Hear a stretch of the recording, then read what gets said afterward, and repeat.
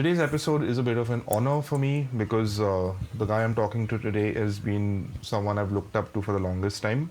Ever since I met him, I think late 90s, early 2000s, while we were doing some gigs. So I've got today with me Mr. Amyt Datta, all the way from Calcutta. Hello, Amita. How are you? All good? Hi, Wari. Thank you for calling in. It's my absolute honor, Amita. So I think we'll just get straight into it. So I was going through your Wikipedia, and it's kind of interesting. It says here that you grew up in a musical family, and your grandfather apparently is considered as one of the fathers of Bollywood music. So That's correct. yeah, his name is Yeah, Raichand Boral. Am I pronouncing yeah, it correct? yeah. Right chant Boral, yeah. And he was Yeah. based in Calcutta as well? Yes, I mean he would. As far as I know, I mean I met him a couple of times only. As far as I heard, I mean he would shuttle, but his base was in Calcutta, Okay. and he would, all the big singers now, or not now, later, like Hmm. the Latajis and the Ashas, he used to come home, and then they obviously they were young, and so he's not like one of the honchos, but yeah, he was very much part of it. It seems at the time. Did you get to So hang yeah, out with him much? not really, man. I saw him in his old day. I mean, when he was really old, couple of times. But I've heard stories from my mom that Okay. he was like a big player. Had a big house, and each bedroom it seems had a piano, acoustic piano, grand piano. So I was saying, how big was the house and stuff like that. So yeah, I mean, music was in the family and stuff like It's that. awesome. Yes. And it also says here that you got into the guitar when you first found a lap steel. Yes. So Yes. did you play I, like slide and stuff on it, or Yeah, I mean, it's like what we call like a Hawaiian guitar, Hawaiian acoustic guitar? Yeah, Hawaiian yeah, guitar. yeah. Yeah, not like a pedal steel, lap steel. So it's Yeah, interesting you got into that first before got into like that's playing it the correct. Yeah, conventional that's way. correct. Yeah. Do you still play a little bit of that? Oh, I don't. I want to. I want to say no because I'm terrible at that. Okay, fair enough. In fact, I have one beautiful Czechoslovakian vintage guitar steel which I started off with, Okay, which is just lying around and collecting. Just lying around. It still plays and all that. It's a beautiful 36 fret guitar. okay. It's beautiful, but I still don't play. You know how what happened is when I was really really young. I don't remember 8 or 9, and I remember in the family in the big house used to have like all the, and we had like a joint family. Mm-hmm. So in the evening was like a talk session. Everyone would meet and Okay. hang Hang out, and out, yeah. and I remember just crawling around, hanging around with mom and aunt and dad and uncle and all that. And there was a broken acoustic guitar left on the chair, Mm-hmm. and my uncle used to play. Okay. My younger uncle used to play like casually, one of those Hawaiian guitars. Okay, awesome. So I still remember Warren. I went and just kind of play, and the guitar didn't have all the strings. I remember, and I just played the fourth string. I still remember the feeling in my tip of my finger. I swear, and something went, and I was 9, or I don't even remember 9 or 8. Something said, "This is what I want to do." Oh, yeah. This is what I want to do. I You didn't know why, how, what happened, and you felt then the call. yeah, the call, the current, or I don't know what the power, and Hmm. it was, and I still kind of carry that feeling in my tip of my finger, like that, hitting the fourth string and the tension, and I can almost It's the very doom, I could yeah. feel It's it, very visceral because you're and feeling the vibration of that thing, right? that's correct. Yeah, yeah, that's correct, When I was a kid, my and that's dad played bass here, so the bass strings you uh can imagine how they vibrate, right? So like I used to I pluck the know, string of the bass, and it was like almost like an I know, earthquake or I know, something. I know. From when did you get your first guitar then? From then? Uh, Actually, my elder brother used to play guitar, and there's a he. I used to borrow his guitar. I mean, he bought a guitar from a company called Gibtone, Gibtone. Yep, Gibtone. yeah, I've seen It's some. obviously a, and Gibson is like a copy of Of Gibtone. yeah. The one with Givson, And all from Hobner, Calcutta. Hobner, and All all the of them. yeah, absolutely. So copy of a copy, like like the song. 9 inch nails. Yeah, so I started with that, and talk about the actual, not the Hawaiian guitar, The normal Spanish guitar, yeah. the normal standard Spanish guitar. And before that, when I played that Hawaiian guitar, I bought it. I don't remember Warren specifically which year, but must have been when I was 12, which is 72, 71, 72, Okay. 72, like that. So that was the first guitar my dad bought me, and with an amp and all that. And that amp used to be like AC/DC, and Calcutta was going through that phase, so you had to touch that polarity to get a shock. I mean, if you get a shock, means you have to reverse the plug and stuff like that. So kind of hardcore stuff, you Yeah. know. There's no So grounding yeah, wire. Yeah. yeah, that's correct. Yeah. But it Uh, had a decent tone though, and that's it. And that was an electric guitar, or you're still electric acoustic? guitar, Yeah. electric guitar, the Um, Hawaiian bar guitar. Yeah. it also says here that you started taking Western music lessons from Carlton Keto, who was like a legendary guitar player of the time. So is that where you got into jazz and stuff? Because Well, no, actually, before that, and okay, I got on my own. I used to play in small time gig bands and rock, the three chord types.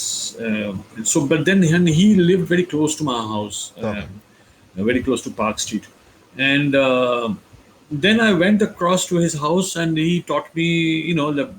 I was getting to jazz before that. Like jazz meaning not playing like standards and yeah, 251s and all that, but instead of E7, you probably play a sharp line with a flat line, whatever, that kind of thing. right, So when I went there, kind of I could understand, but I don't think he was a great teacher. He's a great player maybe, but he would yeah. just show me. And I remember the first day I went there, and he gave me this, and I couldn't read much properly. Not that I can read great now. And he gave me a full, and he kept on writing. I'm sitting there, and I'm shit, man, how long is the? And then he finished that thing, and by the time I read, and I realized it was a diminished arpeggio kind of Oh lesson, God. you know. And when he finished, and he put a full whatever that thing is, and Uh, then he said you do backwards also. I said, what oh, the hell is going on, man? and how old were But that you? time yeah, How old were you? oops, I was 15, Okay, 16, okay. yeah. And well, I was practicing. One thing I was practicing a lot. I mean, the pentatonic, the usual guitar players thing, Yeah. and and listening to the radio and all. But when he gave me this, and I kind of took it up a challenge, like a challenge, and I would practice when I remember 10, 12 hours I used to practice. When I was literally go to sleep, and then I would actually quit because I couldn't handle it anymore. But I used to practice, and I gave my lesson the next week, and he said, "Oh, he told me, oh, I see you're practicing," and but he gave me some exercise. I still can't play it properly. Just to keep you in check, like don't get too carried away types. Yeah, yeah, yeah, yeah. But I did it, man. I did it, and he used to love me, like I mean, Yeah, I but then mean, when I start, yeah, I guess no, I guess he could see that you were really interested in yeah, yeah. tunes, I so was, I you was wanted to. really. I used to call him Sir, and everyone called him by his name, and used to call him Sir, and And so. he used to gig a lot, right? Carlton, yeah. I mean, he used to play like a lot of jazz gigs, and even I remember, yeah, sure. I mean, not like mega big gigs, but often enough, the jazz gigs are anyway small Yeah. anyway. I So mean, you're hearing reports about, how there was like a golden age of music in Calcutta. So was that when you were a kid, or did that come about when you were a little bit older? When exactly? Like when you Park know, Street was thriving and everything. yeah. I mean, I saw just the fag end of it a little bit, but just before me was the time where Pam Cranes and Louis Hmm. Banks, and I saw Louis Banks also playing in a Okay. place called Blue Fox, which is like the mecca of the Calcutta historical city of joy history or whatever. Did you get to sit But in with them at the time? At the not really, not at all, man. I mean, like so it's like. I would go there and hear, and I was kind of, I could hear the vibe and the whole Park Street happening and all that. But I only heard stories that every place had a band and stuff like that. But when I was kind of started to go out on my own, and a few places still had bands, and Banks I think was still playing. Pam Crane was playing. Donald Seigel was playing. So yeah, I mean that was quite buzzy. And then when we started playing like kind of rock music, then those jazz guys kind of stopped. I mean Louis went away to Bombay and stuff like that. Who was the And lineup then like? What was the rhythm section that Louis Uncle was playing with? Louis Braz. Sometimes Lou Hilt. Remember Lou I Hilt? know Lou Lohit. Hilt Yeah, used to play. Yeah, he's Lou used to awesome. play bass. A guy called Johnny Edmonds, I think, if remember correctly, he used to play drums. Okay. And I think a guy called Rudy something played keyboards. Okay. No, not Rudy. Louis was playing keyboards alone, yeah. And Braz, of course, sax. And Pam sang, Yeah. and Donald Seigel sang also. Okay. That was, and they would do like funky R&B, funky jazz type tunes, and great. And I remember, listen to the sound check in the morning and just peep in and wow, you know how it is, like you're awestruck with every little thing that you Yeah. see, So When yeah. was when So was your when yeah, was your first gig? my first gig. Yeah. Uh, my first gig, I don't know if you want to call it a gig, but I played in a place called Calcutta Swimming Club, which is a hotshot club in Calcutta. And we just made up a band, whoever we knew called, and I still remember I got 216 rupees for the gig. Wow. It was a lot of money those days, Because man. well, but you know what, Roran, and we had a large band because we saw a friend, we met a friend. He said, I want to join the band because it's exciting." I said, "But do you know the verse and the song?" He said, "I know the verse." And we took someone else for the chorus, and so that it was like, and it seems we played so badly they stopped having bands after that. So, You were so it's a mega band. the straw that broke the camel's back. Oh yeah, man. I mean, but it was such a lot of fun, man. I mean, like, Yeah. it's something from within. It's people think you're playing in a band and all. It's okay, all fun but there's a deep connection you're building up even at that point. Yeah. Which is why I guess we're still carrying on after 45, 50 years. Something has to be there in there. For sure, Yeah. man. Okay, so at some point you ran into Jayashree and Gyan, who have both since passed on. But Yeah. I guess that was probably your first, proper band scenario. So Yeah. how Yeah. did you run into them? Well, I used to have a band called New Blues Connection before that, Okay. and first time I saw them, I never met them, but I saw them at this beat contest that we. It's a funny story, man, and where they played and we also played, Oh, it says your and some Beatstock Lamat in your band competition. yeah, Lamartine school auditorium we played, and that's where we met, saw them, and they used to play with a band called Sugarfoot. Okay. You know, And what kind of Jan stuff JC. were they playing? Sorry, What kind of music were they playing? they played, Doobie Brothers Okay. and Natalie Cole. Who's Mr. Melody by Natalie Cole? No, not Natalie. Whatever, that R&B kind of thing. Kind of funky, jazzy, great music. And they also played Deep Purple. I remember Okay. because yeah, kind of a mixed bag. And they all did covers. All the bands came in. And me, my brother, and a friend of mine from school, we had the gall to write our own tunes and go up on stage. And we never saw that kind of scene before. And I saw guitars and all, but I didn't know what pedals were. I was telling my brother, they are playing guitar, but what the hell is that doing at their feet? So, I mean, uh, and but we got booed off stage, Okay. completely. And for some reason, we had to play the second day also. And as we came on stage to set up, we got boo, boo, boo. And we were so terribly hurt inside very deeply. And I remember we had fever and all that out of tension. Oh God. And then that's why we saw them.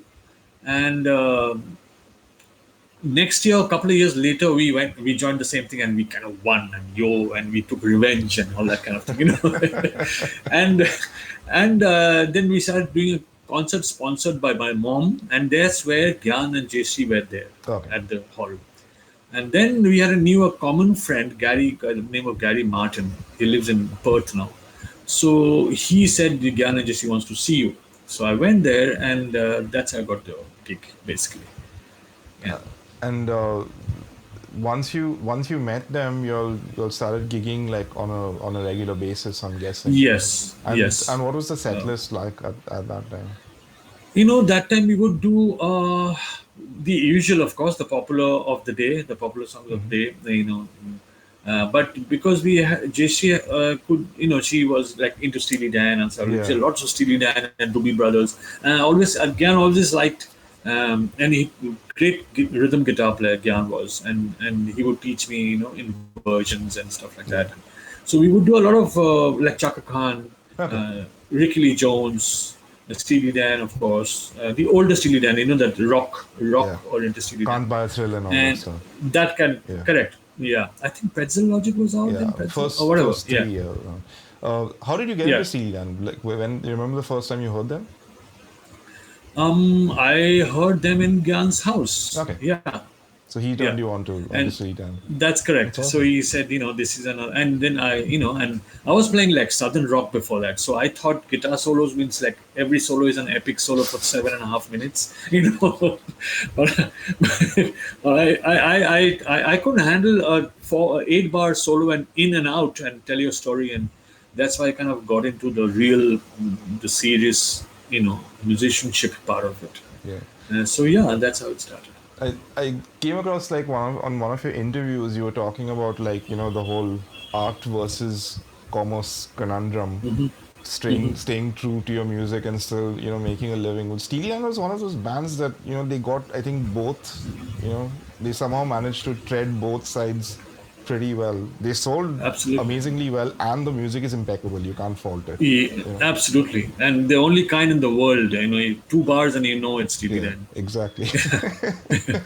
Yeah, yeah. So at that time, when you started playing with Gyan and Jaishri and stuff, did you like consciously attempt to like throw in stuff which had a bit of dissonance that you knew the audience may not really get into right away, but you were just doing it because that's the stuff you wanted to do.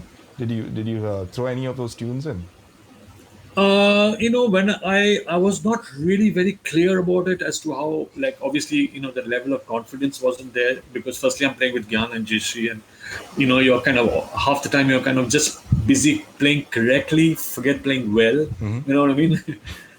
But yeah, if I saw a situation like a harmonic situation which will allow me to go out a little bit and do my thing, I would try and do it in my small way, like.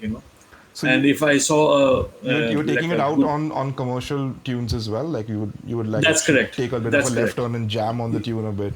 Because that's what the bands used to do. They would have a studio version, and then when you listen Yeah, to the live version, it was like 3 or 4 times the length because in the middle suddenly one thing would start happening, and then it went wherever it had to go, and then they would come back and end the song. That sort of that's stuff. correct. Absolutely, All the absolutely. even I the remember. rock bands were doing it, like Led Zeppelin and the Allman Brothers and everything. Almost like how a Yeah, jazz band would improvise. They were doing that with rock yeah, bands. yeah, yeah, yeah. And it's live, and it's a different energy. So Yeah, you want to use that as well because you have hundreds of people standing and watching you, so that energy and stuff. So exactly. yeah, I learned. Like Uh, you never play the same thing twice. That's correct. That's correct. And you don't mind taking that risk and the chance, and you of course bummed out, but you don't mind, taking that plunge. So yeah, so that was great. Yeah. Okay, so at some point you I think in the 80s you got into Shiva, which was like a full-fledged rock band, and then you all were like touring pretty heavily and playing colleges and stuff like that. So how did that come about? How did you meet the guys in Shiva? Well, the guy who started Shiva back in the 70s, he was behind me and my brother to join their band because we were playing in a band called New Horizon by then because. Uh, um, and so of course after 6 months and talking and okay we then we joined the band, and that was I joined Shiva in 1988 and Okay, I late played till 80s. Oh, okay. 1993. And were you still playing with Gyan and Jaishri at the time, like on a parallel No, we lineup? because Gyan JC became pregnant with Jaiva, Ah, and yes. so we kind of the band kind of So stopped they kind playing. of took a back seat on Yeah, the yeah, yeah, active yeah. band thing. Correct. Cool. And then Yeah. how long were you with Shiva? About I think five, little more than 5 years. I think 88 to 93 or so. Yeah. And did you have a consistent lineup at the time? Yeah, no, yeah. I mean, in the beginning it was, but towards the end of it, the vocalists kept changing because Parvez joined, and then I think then a guy called Viju George from Kerala he came and joined, So and then after I left, a guy called Gavin joined. what was the So yeah, lineup like when you joined? Who was playing drums and bass and? Jeff Rick, you remember Yep. Jeffrey Rick? Jeffrey Rick played drums. My brother Kochu played percussion. Uh, PC Mukherjee played guitar. He had a nice SG, man, beautiful SG. Yeah. and I played guitar also. Lou Hilt played bass, Okay. and keyboard players kept changing. And a guy called Shaikat, he played keyboard later, Okay. and who we bullied the shit out of, man. I mean, like just for fun. He was like a punching bag, you know? But he was sweet enough to take it all, and but it was just all in a friendly kind of thing, but great fun. And the singers, as I said, kept. I think the best thing, what I kind of enjoyed was when Parvez was with us. Yeah. So he is stylistically he sounded authentic to He's got a the great that. voice, that guy.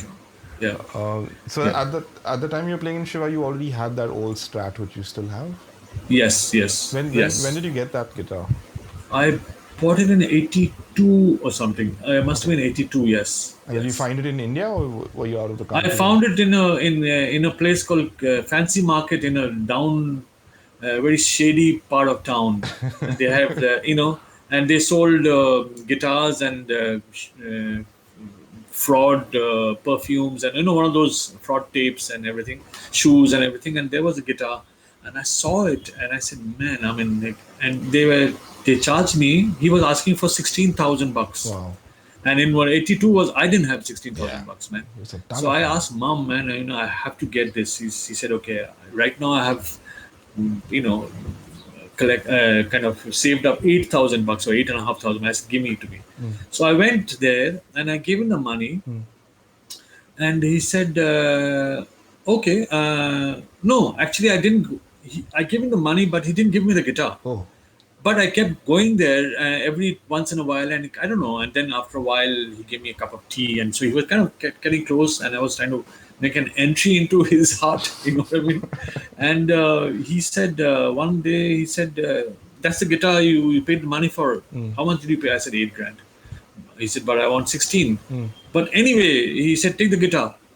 I thought he is saying, take the guitar Uh-huh. and give me the rest later. Oh, yeah. He said, no, that's okay. And I bought the guitar for 8.5 grand Wow.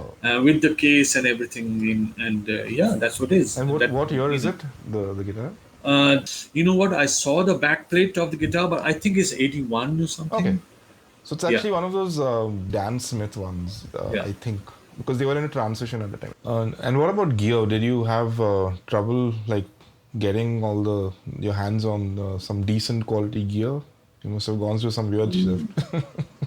Yeah, it was kind of, no, see, we had to buy like local stuff like Gibtons and Hopner and stuff. Hmm. But they were like, well, they were not the greatest, but we could play a gig with it. But to anything, if you want to get anything like from abroad, then you're kind of Yeah. a little bit in trouble because it was You had to that know time, and they would. someone who was traveling. That's correct. And that time they would charge 300% Duty. customs duty. Yeah. So anything costs 10,000, you end up spending 40,000. It's a lot of, It's ridiculous. yeah, ridiculous. Yeah, really, man. I mean, yeah, So early it's 80s and tough all, you for must have been us. starting Yeah, to get those Boss pedals and so on and so forth. Yeah. yeah, Okay, so I remember once you told me that a lot of Indian music actually came from Persia. So yeah. if we could adopt music that came from Persia, then what's the problem with adopting Western music, or that's the stuff that we all play. We're not That's any correct. different from people who Yeah, play Hindustani classical, for example. And absolutely. another interview you mentioned that Yeah, you don't really, you're not looking to play Indian music, but if you just get a whiff of that, in your music, yeah, then that's cool. You like to just make the listener wonder, okay, did I just hear something? That's Indian and stuff like that. So I think that's a really cool absolutely. thing, because the thing is, just living in India, no matter what you Yeah. play, you're still influenced by the place that you're living in. I've known a lot of musicians that came from Calcutta. They're all killer musicians. Some of them have been taught by you. Do you think there's something about the city that gives the music a certain flavor? Just living in Cal. Um, I'm not too sure about that, but yeah, sure. Like we had the history of being the capital and the city of joy and that kind of thing. But you know what? To be very candid at this stage of my life, I think a lot of it is just a myth. Okay. It sounds romantic and nice and all, but in practical grounds, It's not as sweet as it sounds like, really. I mean, so yeah, people from there, yeah. But one thing, people here kind of work hard because they look up to Bombay. Like they go to Bombay means you made it kind of thing, Yeah. because that's where the commercial success is. You're closer to that. But in the old days, when I was kind of thinking, when I was kind of not growing up, I was listening to the 80s, 90s Bollywood music. The melodies were all right. This is slightly different from your question. I'm just kind of thought Yeah. of this idea, thinking of this. The melodies were essentially coming from Indian, either light classical music or folk music. So they were all right. But as soon as whenever they went into any kind of harmonic zone, Yeah. I thought that was absolute trash and wrong. So that literally annoyed me. And if I was younger, I wouldn't have even said that out on the public. But I'm on the B side anyway, so what else, so yeah, I mean, now it's terrible. Then in the 90s or 2000, when you guys started, no, not 90s, you were too young. When you guys started coming in, like you, Asan, of course, Rahman, then the harmonic I could hear, I mean, these guys are educated guys. I could hear the 1/4 chord in the perfect way, or Yeah. I could hear the authenticity, and it wasn't like bullshit. You know what I Yeah. mean? And You know, then now it is much better yeah. than. So talking about embracing that culture, like you and I did, or everyone. I talk about the honest guitar players. Not the wannabes. And there are a lot of wannabes, especially in the subject of guitar players.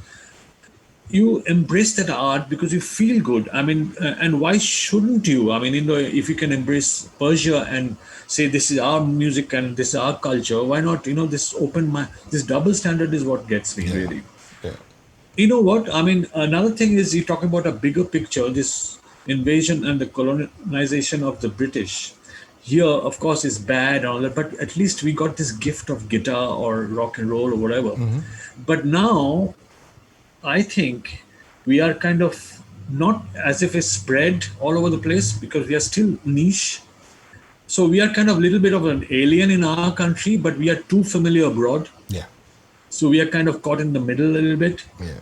You know what I mean? Yeah. And that doesn't mean you give up your love. Like you know. So we are always fighting emotional. There's an almost emotional turmoil with that uh, kind of concept. You know what I mean? Yeah. So that kind of is the source of finding your own voice and using what is around you. Talking about this little whiff of Indianism and in the Yeah. music and stuff No, like that. I So mean, yeah, I think as long as you can fuse it effortlessly without it being like contrived or just like that's correct. like you don't put the spices at the end of the meal on top. You don't. You do it That's like correct. you cook it That's correct. into the food. So Yeah, as long as that's yeah, there and it comes from the heart, then beautiful. that's all Yeah, it's needed. Now, beautiful. the funny, It shouldn't sound like you're missing two things. yeah, Like I always look at this in a glass. You put water and oil. They still stay separate. yeah, They they don't don't become a mix. third solution. Yeah, So fusion should be like that. It's mostly confusion, really. You know, you're just wearing electric sitar and jeans and kurta doesn't mean it's fusion. You know, yeah. it has to be in the molecular mix. You know what I mean? And Yeah. that's what I mean. The funny thing is At that least, the concept of harmony is not really there in in Indian classical music because it's all on a drone and the harmony comes from notes against the drone, but that never really you don't shifts. go Yeah, from C to G or whatever. But that's I guess correct. if you understand the Indian side of it as well and you're able to tastefully apply the harmony to it, which is what like Right. Ehsan and Loy were doing like from the Dil Chahta Hai days and stuff like that. They That's correct. understood That's correct. both sides of it and they were Yeah, you yeah, know yeah, yeah, able yeah, to do that. yeah, yeah. Okay, so I have to like give enormous props to you because like over all these years you've just played what you wanted to play and excelled at it. I don't think there's anyone else who's like had that kind of from all these years and you're still like coming up with new stuff and like that and so Yeah. on and so forth. So like my hats off to you for doing Trying to that. win. Thanks. Trying to. Yeah. Okay, one of the questions I asked is now you collaborate a lot with Jaiva, and you used to, be in a band with his parents. So it must be feeling pretty special. Like this is a kid who you've seen like literally grown up, and now you're making, music with him. Oh yeah. Oh yeah. And he almost teaches me because he's so good. Yeah. No, but yeah, sure, absolutely, it's a special. I mean, not only music like the technicalities of it, but what comes with music, the outer layer, the feeling, the colors, and the emotions. He understands it like he's 45, man. Or maybe even older. Beyond his And years. yeah, yeah, yeah, exactly. And there's kind of experience that you can vibe from him is unimaginable, really. You know. When was the first time you played with him, like on the bandstand, like at a gig? Skinny was doing. We were doing a gig in Bangalore, Mm-hmm. and then Jaiva was just he would just kind of hang around with us, and we were doing. I think one of the originals, like a funk rock kind of a power rock kind of funky, and then Jesse said, Jaiva, why don't you come and play because you know this song. And he played that backbeat when I was standing, I almost had to sit down, man. That pocket right in the center, Yeah. and the band sounded not better or worse because Jeffrey is Yeah. fantastic also. Mm-hmm. But it's a different kind of a pocket that Java brought in, Right. and with those kind of that hi hat spiky. He's got a spiky quality about his playing also.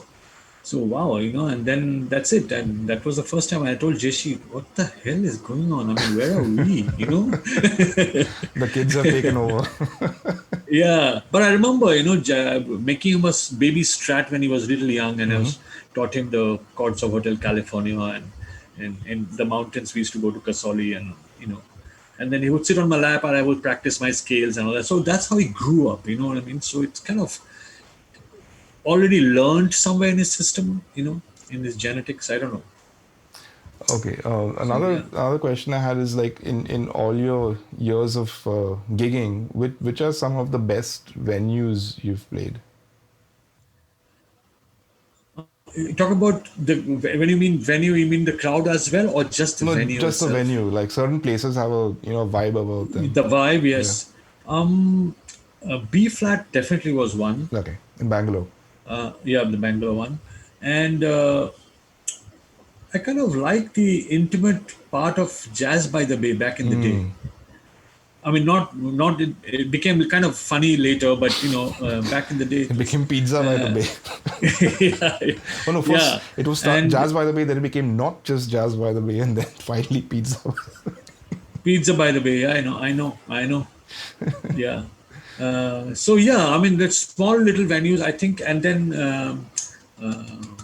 I played a festival with Harmeet in Ladakh, Mansetta, and yeah. that was yeah, man, yeah, that was an incredible venue, man. I mean, you're playing and you could almost touch the snow peaks with your hand as you Wow. play, that kind of thing, and all around was fantastic. And another one we played, I think, of course, Nokuchiatal, I think, Yeah. Escape Escape Festival, yeah. Festival. Just the That was a lake great behind. venue. Yeah, that was a nice That's one. correct. That's Yeah. correct. Yeah, that's correct. So, And what is the shittiest hotel you've stayed in? oh man, many. I have to make a list. See, in the beginning, in your mind, you say, all I needed a white sheet with no marks on it, Yep. and And a clean bathroom. and a clean bathroom, exactly, and no mosquitoes. But it didn't stay there, man. So, but yeah, I mean, I remember Chennai. We went to Madras and we were playing a gig there, and I think we were meant to stay in a hotel. It wasn't a hotel, also. It was like one of those terrible places. But having said that, I'll tell you a little story. Back in the day in Shiva, when we used to travel around the northeast area a lot, and they would not keep us like big hotels because they wouldn't have big hotels like no 5 star, even Yeah. 3 stars also. Yeah. But they put us up like in beautiful houses and guest houses.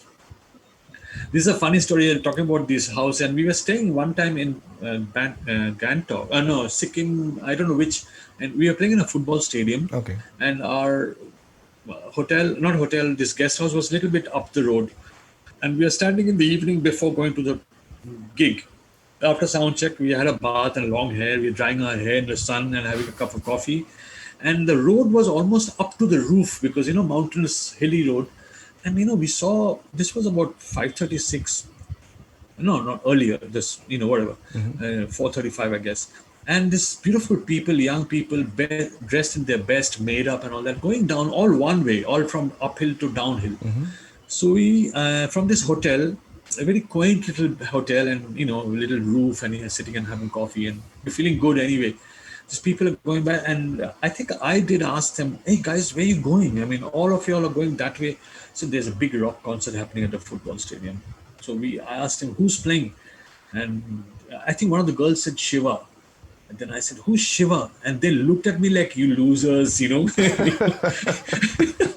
because and then when I think one of them came and met up after the show, he said, "You all," then he said, "You fooled us," and all that. So we asked them, "Who's Shiva?" And all. They looked at us, "You don't know who Shiva is, and you're losers," and So that was good. So staying in those little hotels also, there's a charm in Charm it, to them, provided yeah. they're Yeah. it also, of course, And as long as the food's decent, that's yeah. It's momos and soup, man. Yeah, you yeah. notice a lot of good musicians are also foodies. Like they have a thing for like Yeah, I know. Ranjit is one I know for yeah. sure. Yeah, yeah. Okay, so a couple of questions to wrap up now. If you had to put together your dream band to record an album, any musicians living or dead, what would your lineup look like? Wow, this is a tough one, man. Um, um, well, I have two streams in my playing. One is an acoustic version, and the other one is like electric. Yeah, you can put two Uh, lineups if you want. yeah, acoustic. I would think Dominic De Piazza, bass player, and I need like a djembe cajon player, maybe not. Yeah, that kind of Spanish, French, Mediterranean kind of sound, and a Bandonian. I don't know who it is, but a Bandonian player, and I definitely need what's the French bass player, man? Double bass player, French. I can't, but that kind of lineup, that kind of the instrumentalism, instruments. But the electric part, the material that I'm writing, I'm definitely going to use half of it.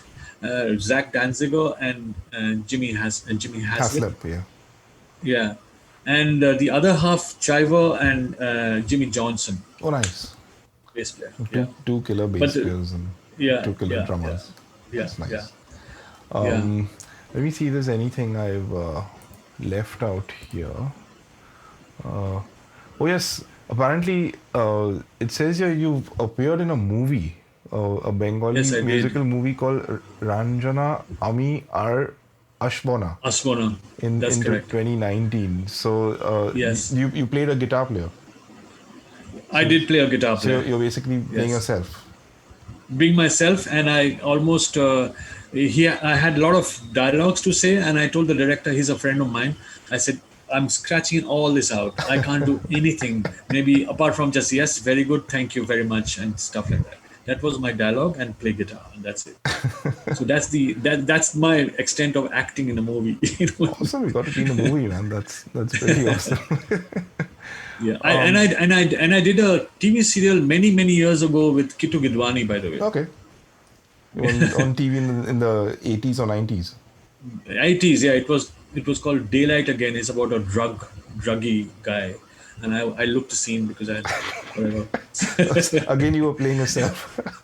Yeah, yeah, yeah, yeah. Okay, so you've basically been playing since the days when there was no digital processors or anything like it. I guess when by the time you've just started, you may have just started noticing like all the delays and reverbs and stuff like that. Now, Yes. oh, I've seen you like play like a basic pod and just plug into the amp and get your sound and stuff like that. Yeah.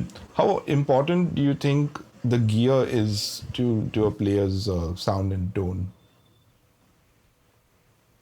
In today's world, you need it's important, but it's only an extension and enhancement of your real playing, which is the finger to the guitar and Mm-hmm. your amp. But of course, based on the music that you play. Yeah, But I would think as a guitar player, it's first your finger and your guitar connection, and then to the amp. Amp is also a tone generator, so you have yeah, to for learn the sure. amp also, and it doesn't matter what amp that is. Even if it's a stranger, it's fine. I mean, to Yeah, get your bearings, and then you get your basics, delays, compressions, and overdrives, and that kind of only enhances what you're doing with your finger. yeah. It just makes it But louder. of course, that's correct. That's correct. And the other sound is you're designing your music according to the sounds and the effects of Yeah, the pedals and stuff. yeah. That's another way. It's another This is art cool too. form. Yeah, Also, yeah, that's correct. because Yeah, you're actually playing very yeah, little, but then the equipment is taking that and generating. that's But correct. Yeah, yeah, generally, I found exactly. like the best gear doesn't really impose its personality on you. It's I open know. to what you want to do with it. And and do you find like you need to hear the sound in your head and then tweak towards that?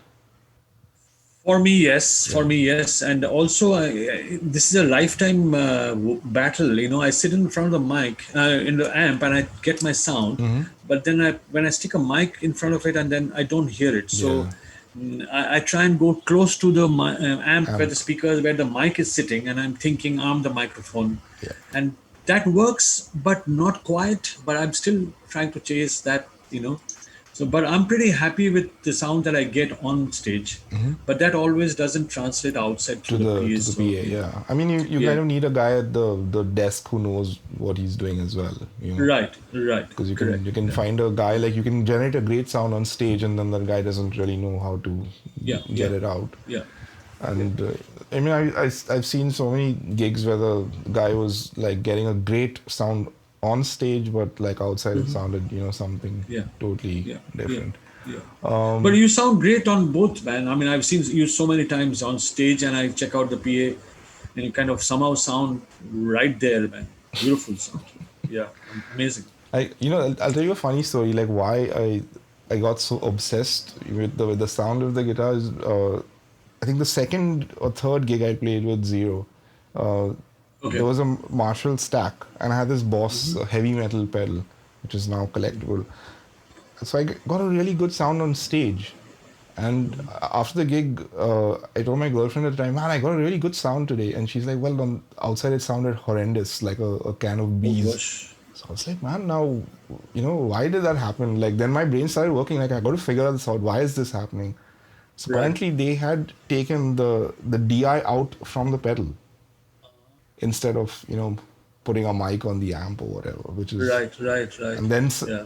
around that time, we started getting the internet and Harmony Central and everything. So I started asking questions and doing a bit of research.